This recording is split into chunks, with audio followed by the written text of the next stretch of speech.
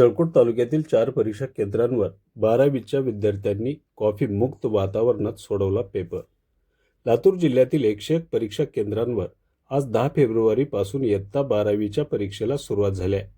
जळकोट तालुक्यातील एकूण 4 परीक्षा केंद्रांवर 1241 विद्यार्थ्यांनी कॉफी मुक्त वातावरणात इयत्ता 12वी इंग्रजी विषयाचा पेपर सोडवलाय।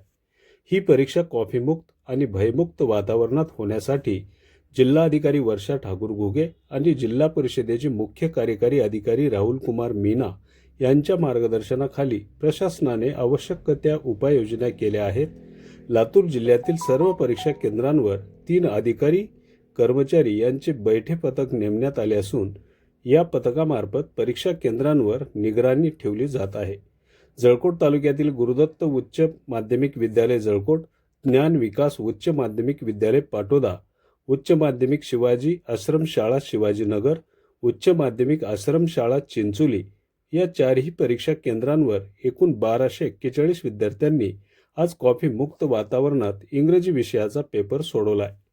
जळकोट तालुक्यातील एकूण 1283 विद्यार्थी परीक्षेसाठी पात्र होते, मात्र त्यापैकी 42 विद्यार्थी परीक्षेला अनुपस्थित राहिले असल्याने 4 परीक्षा केंद्रांवर एकूण 1241 विद्यार्थ्यांनी शांततेत व कॉफी मुक्त वातावरणात इंग्रजी विषयाचा पेपर सोडवला असल्याची माहिती जळकोटचे परिरक्षक पंढरीनाथ टेकले यांनी दिली आहे।